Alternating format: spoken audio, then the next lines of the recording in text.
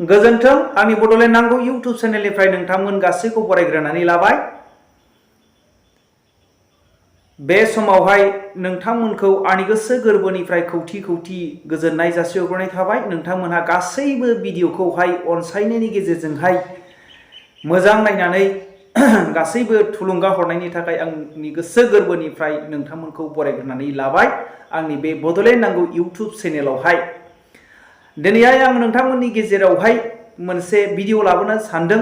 गोबाङानो मिथिखाबाय जानो हागौ दे भिडिअनि थाम्बनेलखौ नायनानै बेनारफोरखौ नायनानै दिनै आं लाबोनो सानदों जोंनि बिटिसिनि हाग्रानि मिनिस्टार जे हाग्रा बिफाननि जे इएम रनजित बसुमतारी बिथाङा माखासे इउटुबारफोरखौ बुंदों बर'नि थै गैया होननानै। मानि थाखाय दिनै बिथाङा माखासे इउटुबारफोरखौहाय बर'नि थै गैया होननो गोनां जाखो आरो मानि थाखाय दिनैहाय माखासे इउटुबारफोरखौहाय रनजित बसुमतारी बा फेरेंगा बिथाङा दिनैहाय माखासे इउटुबारफोरखौहाय मानो दिनै बर'नि थै गैया होननो गोनां जाखो आरो गमामायैनो बर'नि माखासे इउटुबारफ्रा बर'नि थै गैमारा नामा बेखौ नोंथांमोनहा खोनासंदो। बिथांमोनहा बर'नि थै दंना गैया आरो माखासे जे इउटुबारफ्रा बर'नि थै दंना गैया बेखौनो नोंथांमोननि गेजेरावहाय लाबोनो थाखाय मोननैसो नैबे भिडिअ क्लिपखौहाय नोंथांमोनहा खोनासंग्रोदो। ओमफ्राय बे भिडिअखौ खोनासंखांनायनि उनावहाय जोङो एसे सावरायलायगोन रायजो राजाफोर। थारैनो बर'नि माखासे इउटुबारफ्रा बर'नि थै दंना गैमारा आरो बिथांमोनहा मानि थाखाय बे बाथ्राखौ बुंनो गोनां जादों बेखौनो जोङो बेखेवनि खोनासंनानै लाग्रोदो। बे रिलिफ थानाय मानसिफोरनि हायाथ' गासिबो रेभिनिउ हा गोजा, बेफोरखौ बासायनायनि दायित्वआबो सरकारनावनो फैदों, जेरावहाय जोङो हानायमानि नाजागासिनो दङ। खिन्थु दुखुनांथाव बाथ्राया जादों माखासे इउटुबारफ्रा माखासेखौ जों थोंजोङै मुं खारिनानै बुंनो हायो, खिन्थु जों खारिनो गोसो गैया। माने जानला मोनला नङैनि हारिनि थैजों सोमोन्दो गैयै माखासे इउटुबारफोर दङ गावनि बेक्तिगत सार्थखौ जाफुंहोग्रा। बिसोरो जाहाथा मेसेज होलाबायनानै मानसिनि गेजेरावहाय बिशृंखला सृष्टि खालामनो नागिरबाय दङ। आं बिथांमोनखौ सांग्रां जानो होदों। हारिनि थाखाय मावनो नागिरदोंब्ला आरो हारि मावनायजों लोगोसे गावनि उदैनिबो सोमोन्दो दंब्ला मोजाङै मावथों, नङाब्ला बे हारिया खहा जायो। बेखौ सांग्रां जानाया मोजां। स्पेसियेलि दातालपारानि बर' आरो जनजाति रायजोफोरनि थाखाय, मानोना आं बिनिखा। आं बे नलपारा दातालपारायाव नांजाबनाय दातालपारा गुदि फरायसालियावनो 40 बोसोर साख्रि मावनानै आं रिटायार जाबाय। आं सासे फोरोंगिरि। बेयाव आंनि गथ'फोर दङ, फरायसाफोर दङ, बिमा बिफा गार्जेनफोर दङ। दिनै मोजां खौराङा बेनो जे जनजातिफोरा, थागिबि जनजातिफोरा खौसे जानानै United tribal organisation of Assam खालामनानै बिनि खैफोदाव गोलैनाय बर' जनजाति रायजो राजाफोरखौ मदद खालामफैदो। बे जोबोद गोजोनथाव। आरो बे नलपारा दातालपारा जिथु माने हाजोनि हा, बेखौ एभेक्सन खालामदोंमोन थांनाय जानुवारि 21आव। फेब्रुवारिनिफ्राय बयबो मिथिदों, नोंथांमोननि बिखेखय इउटुबारफोरा सारा मुलुगाव बेखौ फोसावनानै जोंनि थागिबि जनजातिफोरखौ दे गोदाव सोराव बे गोजांग्रो जानुवारि फेब्रुवारिनि बे गोजांनाय समाव न' बां सिफायना सिलिंखार खालामना गथ' गथाय आइ आबै मादै गथ' उन्दै गोरलैफोरखौ नों खैफोदाव खोलैदोंमोन। बेखौ जों बयबो जयै जुजिनानै नाजानायनि उनाव दा बिसोरो बेयाव एसेब्लाबो दख्लासे हा लानानै थाफिननो मोनदों। आरो बिनि थाखाय न' लुनो बिथांमोनहा थिं गैया, बे प्लास्टिक खोबना दङ। दिनै लेट्रिन बानायनो थिं गैया, ओरैनो टेम्परारि। रायजो राजाफोर गमामायै नोंथांमोनहा खोनाबाय रनजित बसुमतारी फेरेंगा बिथांनि बुंनाय बाथ्रा आरो 40 बोसोर खामानि मावनानै एक्सपिरियेन्स रिटायार जाबोनानै दिनैहाय United tribal organisation of Assam बे खामानिखौ मावनानै दिनैहाय एक्सपिरियेन्स मोनबोनाय गियानि मानसिया दिनैहाय बेबायदि बाथ्राखौ बुंनो गोनां जाबाय। दिनैहाय इएम रनजित बसुमतारी फेरेंगा बिथाङाबो दिनैहाय आफादाव थाबोनानै दिनै बर' हारिनि थाखाय मावबोनाय मानसि हिसाबै दिनैहाय बिथांनावहाय बर'नि थै दंना गैया, जोङो बे कुइसनखौसो जों इउटुबार जानानै ससियेल मिडियायाव फैग्रा जानानै जोङो बुंनो गोनां रायजो राजाफोर। दिनैहाय मानि थाखाय रनजित बसुमतारी बिथाङा दिनैहाय माखासे इउटुबारफोरनावहाय बर'नि थै गैया होननो गोनां जाखो आरो नैबे इउनाइटेड ट्राइबेल अर्गानाइजेशन अफ आसामनि जे सासे एक्टिभ मेम्बार बिथाङा दिनै बेबायदि बाथ्राखौ दिनैहाय इउटुबारफोरनि गेजेरजोंहाय दिनै नलपारानि भाइराल जानायनि गेजेरजोंहाय नलपारानि मानसिफोरखौ दिनै जोङो अनसायनो आरो बिथांमोनखौ मदद होनो थाखाय जोङो खाबु मोनदों होननानै दिनै इउनाइटेड ट्राइबेल अर्गानाइजेशन अफ आसामनि जे सासे व्यक्तिया बुंबाय 40 बोसोर फोरोंगिरि मावबोनाय एक्सपिरियेन्स गोनां गियानि मानसिया दिनैहाय बेबायदि बाथ्राखौ बुंदों। नाथाय दिनैहाय नैबे रनजित बसुमतारीनि बुंनाय बाथ्राया सैथो जाखोना दिनै United tribal organisation of Assam बिथांमोननि बुंनाया बाथ्राया बुंनाय दिनै जाथों। दिनै जोङो ट्राइबेलनि हायावनो जोङो दिनै रैखाथि गैयाब्ला जोङो बहा थांनानै जोङो ट्राइबेल जानो बहा रायजो जानो रायजो राजाफोर बिनि थाखायनो जोङो सांग्रां जानाया गोनांथि। दिनैहाय जों माखासे इउटुबारफोरा बिथांमोननि गोरोन्थिफोरखौहाय बोदला होगासिनो दङ जायनि थाखाय बिथांमोनहा दिनैहाय मावख'नो हाया मोनदों आरो बिथांनि गोरोन्थिफोरखौ बुंनायखाय बिथांमोनहा दिनैहाय लाजिनांदों गन्थंनिफ्राय बिथांमोनहा दै ओंखारनो गोनां जादों। बिनि थाखायनो दिनैहाय रनजित बसुमतारी फेरेंगा बिथांमोना दिनै बेबायदि बाथ्राखौ बुंनो गोनां जादों। दिनैहाय नायदो ट्राइबेल सुबुंफ्रानो ट्राइबेल हायावहाय रैखाथि गैया। दिनै जोङो नुनो मोनलायबाय जोंनि आसाम रायजोआवनो कार्बि आलं ओनसोलावनो कार्बि आलं ट्राइबेल अट'नमास काउन्सिल थानायावनो दिनैहाय मैयासो रायजो राजाफोर दिनै होख्रां जालायबाय। सानसेल' नटिस हरदों बिथांमोनहा कर्ट केस जादोंमोन बिथांमोननि कर्ट केसा जोबनानै थाङाखैमोन दासिमबो सोलिगासिनो दंमोन। सानसेनि सिगां नटिस हरनायनि गेजेरजों उनावनो बिथांमोनखौ एफेक्सन खालामनाय। कार्बि आलं ओनसोलाव थानाय अट'नमास काउन्सिल गोनां मानसिफ्रानो जुदि रैखाथि गैयाब्ला जोंनि आसाम हादराव मा जागोन रायजो राजाफोर मानि थाखाय बेबायदि जानो गोनां जादों?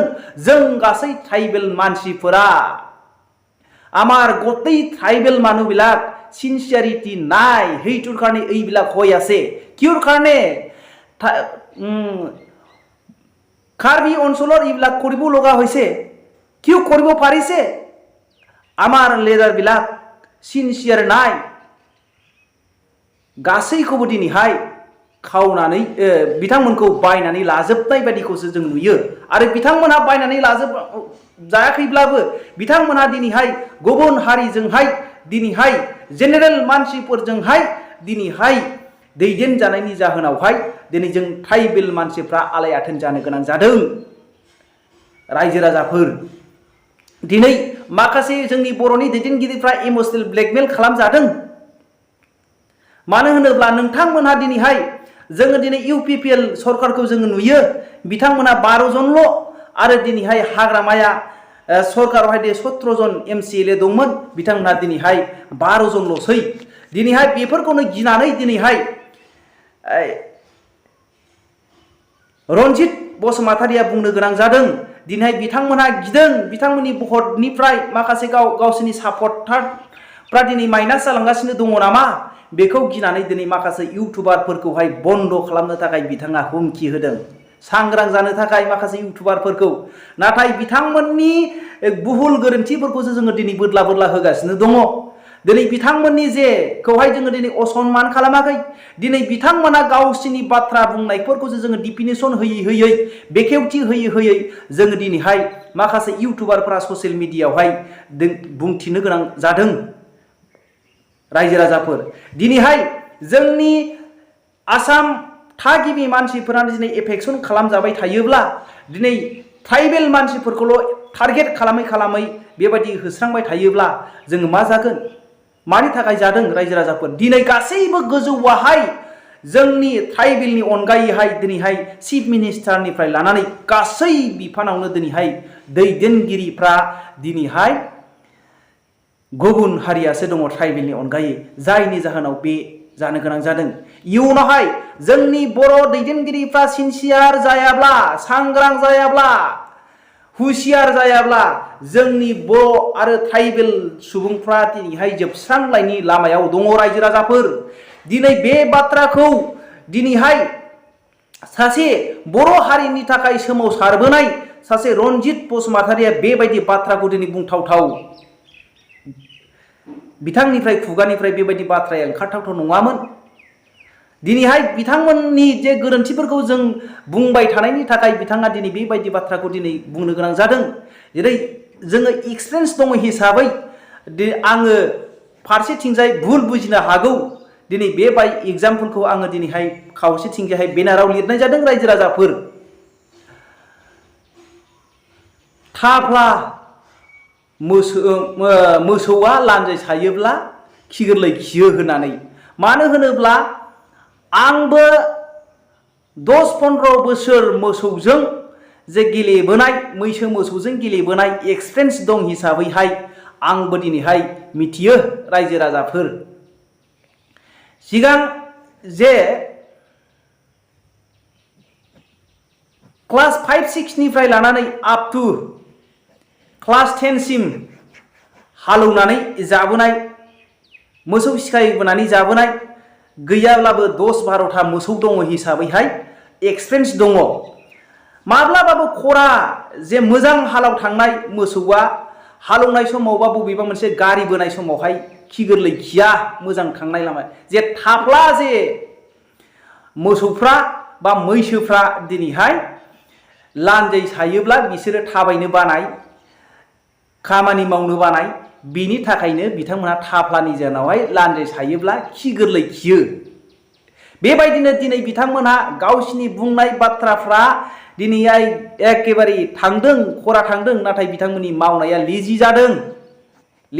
बे लेजि जे बिथांमोननि गोरोन्थिफोरखौहाय दिनै जों खोन्था बुंनायनि जाहोनावहाय बिथांमोना दिनै जेबायदि बाथ्रा बुंदोंमोन बेबायदि बाथ्राफोरखौ बुंनो हायियावहाय जों माखासे ससियेल मिडियायाव फैनाय माखासे मानसिफ्रा दिनै बेफोरबायदिखौ बोदला बुंनायनि जाहोनावहाय दिनै बिथांमोनहा बेबायदि माखासे इउटुबारफोरखौहाय सांग्रां जाहोनानै बुंदों आरोखि। बेफोरबायदिनिफ्राय समाजाव गुबुंले जायो होननानै बिथांमोनहा दिनै बुंदों। नाथाय बेबायदि बुंनाय बाथ्राया दिनैहाय बिथांमोनहा समाजनि थाखाय बेबायदि बाथ्राखौ बुंनो गोनां जायाखै। दिनै बिथांमोना दिनै ससियेल मिडियायाव बेबायदि बाथ्रा बुंनाय गैयाब्ला दिनै गुवाहाटी बरबारि ओनसोलाव जे बर'फोर होस्रांजानाय, दिनै कार्बि आंलं ओनसोलावहाय माखासे ट्राइबेल होस्रांजानाय, बेफोरबायदिखौ दिनैहाय ससियेल मिडियायाव बुङामोनब्ला, दिनैहाय नलपारा ओनसोल बायदियावहाय बर'फोर होस्रांजानाय मानसिफोरखौ दिनै ससियेल मिडियायाव बुङामोनब्ला, दिनैहाय खेबसे खेबनै निउसावहाय खोन्थाबाय, दिनै जोबनानै थांबाय। बेबायदि खालामगौमोन। गोदो गोदाय बेबायदिनो जाबोदों रायजो राजाफोर। दिनै जेब्लानाखि जे समावहाय हाग्रामा सरकारावहाय दङमोन 2000 जे 8आवहाय माखासे जोंनि कुसुगाव ओनसोलनि जेरै साहा थानाय माखासे हाखौहाय ससियेल मिडियायावहाय बेबायदि रावबो इउटुबावहाय रावबो बेबायदि ससियेल मिडियायाव गैयिनि जाहोनावहाय बे समाव मिथिनाय जायाखैमोन। दिनै ससियेल मिडियायावहाय गासैबो दिनैहाय इडुकेटेड मानसि जानायखाय दिनै गासैबो मानसिफ्रा दिनै ससियेल मिडियायावहाय गासैबो जे स्पिच राइट दं हिसाबै जोंनि इन्डियानाव कनस्टिटिउसनावहाय बेबायदि गासै स्पिच बुंनो हानायनि बयबो मोन्थाय दं हिसाबै बे मोन्थायखौ लानानै दिनैहाय ससियेल मिडियायाव माखासे मानसिफोरा दिनै जों आरो माखासे इउटुबारफोरा बेबायदि बाथ्राखौ दिनै बुंगासिनो दङ। नाथाय बेबायदि बिथांमोननि गोरोन्थिफोरखौहाय बिथांमोननि माखासे भटनिफ्राय माइनास जागोन साननानै दिनै माखासे इउटुबारफोरखौ बिथांमोना दम होनायनि गेजेरजोंहाय बुंनायनि गेजेरजोंहाय द्रप दोननो हास्थायदों। नाथाय माब्लाबाबो द्रप दोननो हानाय नङा फेरेंगा। जोङो बेबायदिनो गोरोन्थि नुदोंब्ला जोङो गोरोन्थिखौ जोङो बुंबाय थागोन। जोङो सोरनिबा ओंखामखौ सेनानै जानो सानाखै। जोङो दिनैहाय जोंबो समाजनि जानानै समाजनि गेजेरावहाय मा गोरोन्थिफोर जादों आरो मा मोननांगौ दङ, राइट दङ। नोंथांमोनहा भट समावहाय जेब्लानाखि भट बिफैयो बे समाव नोंथांमोना गेदेर कमिटमेन्ट खालामलाङो। बेबायदि बाथ्राफोरखौसो लानानै जोङो दिनैहाय ससियेल मिडियायाव फैगासिनो दङ। रायजो राजाफोर, दिनैहाय बिथांमोननि गोरोन्थिफोरखौ जोङो बोदला बुंनायनि थाखाय बिथांमोनहा दिनैहाय बेबायदि बाथ्राखौ बुंनो गोनां जादों। माखासे इउटुबारफोरा बर'नि थै गैया होननानै आरो बिथांमोनहा मावख'नो हायै मोननायखाय दिनै बिथांमोनहा लेजि जानायनि थाखाय, बिथांमोनहा हां थोनो मोननायनि थाखाय माखासे ससियेल मिडियायावहाय भाइराल खालामग्रा बुंग्रा मानसिफोरखौहाय द्रप खालामनो नागिरदों।